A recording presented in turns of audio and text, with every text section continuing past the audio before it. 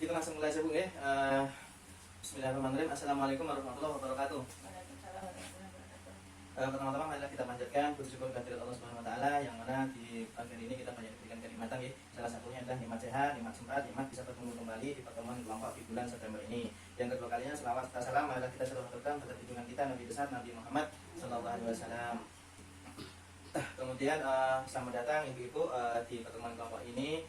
Dan saya ucapkan terima kasih sudah menyempatkan waktunya, sudah meluangkan waktunya untuk bisa menghadiri pertemuan kelompok pada bulan ini. Kemudian sebelum kita mulai, marilah kita berdoa. Saya pimpin untuk berdoanya, berdoa mulai. Berdoa selesai. Agar nanti untuk biar semangat, mari kita tepuk hore dulu, oke? Nanti gini tepuk hore, hore, hore, hore, hore, gitu ya. Oke, ibu, jangan itu. Tepuk hore, hore, hore, hore, hore. Semangat oke. Kemudian kita lanjut lagi dengan untuk pertemuan kemarin kita sudah membahas terkait apa Bu?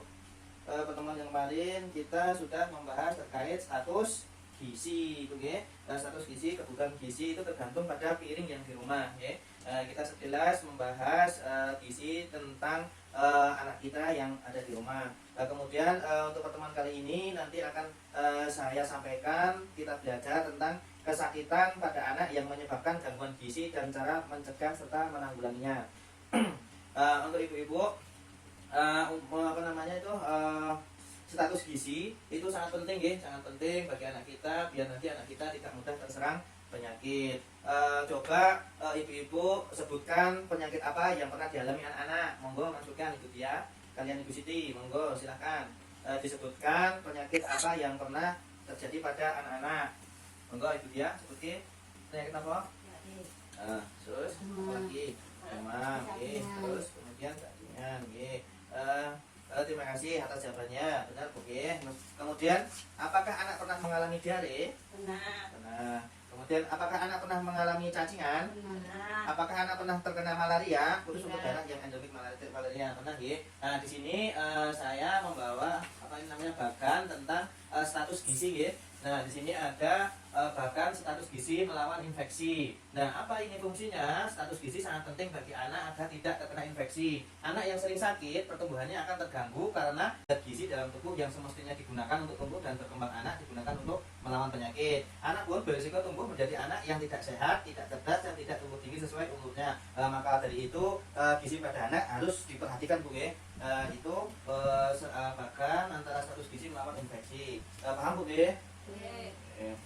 Nah, sekarang akan saya bentuk kelompok ya. Nanti Ibu Siti dengan Bu Tia berkelompok. Rumahnya sudah berjauhan kan ini? Tidak berdekatan kan? Oh.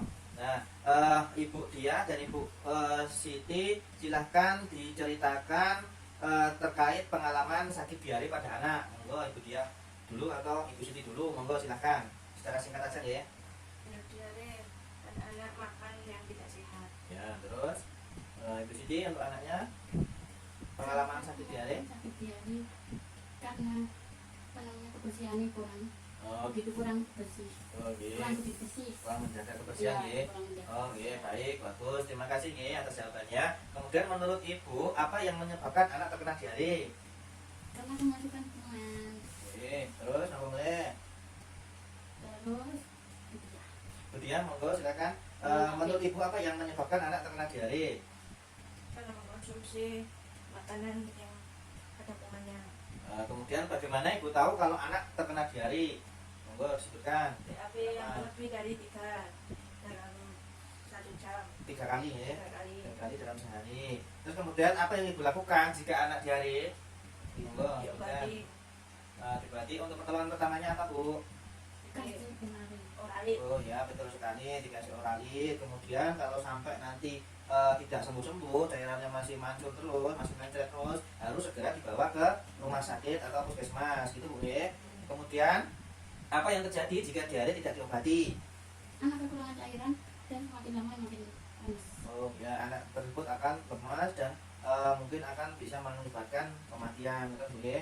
Terus gimana cara untuk pencegahannya biar tidak terkena diare? Monggo Ibu ya. Menjaga kebersihan. Kemudian apa lagi? Memilihkan makanan yang sehat untuk anak. Terus apa lagi?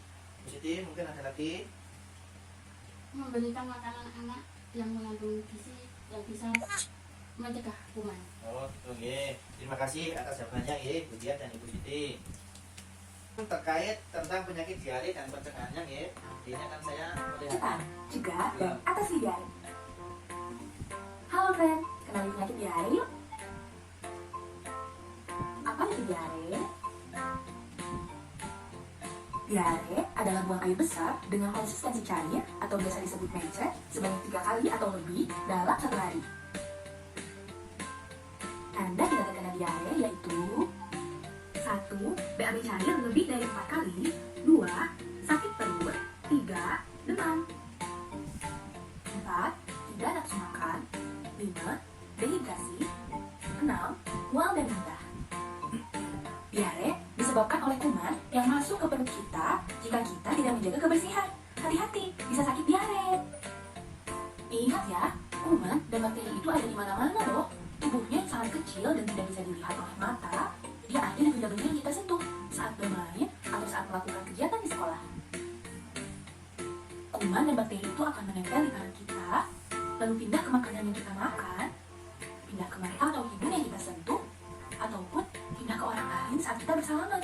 Cara mencegahnya gampang kok, dengan cuci tangan pakai sabun teman-teman. Nah, waktu cuci tangan itu dilakukan sebelum dan setelah makan, setelah buang air besar dan buang air kecil, setelah memegang benda kotor, setelah memegang hewan, dan juga setelah bermain. Sudah tahu belum cara cuci tangan yang benar? Nah, jadi pertama-tama basahi tangan dengan air bersih yang mengalir. Gunakan sabun lalu gosok telapak tangan, punggung tangan, sela-sela jari.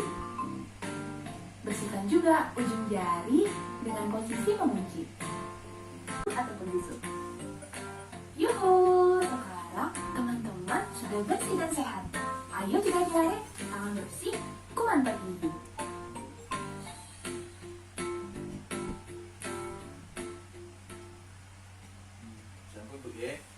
Setelah melihat film akan saya ajukan beberapa pertanyaan ya. Yang pertama, apa itu diare Bu? Bu Dia? Buang air besar encer lebih dari 4 kali dalam sehari. Oh iya, betul sekali. Terus Ibu Siti, kenapa diare berbahaya?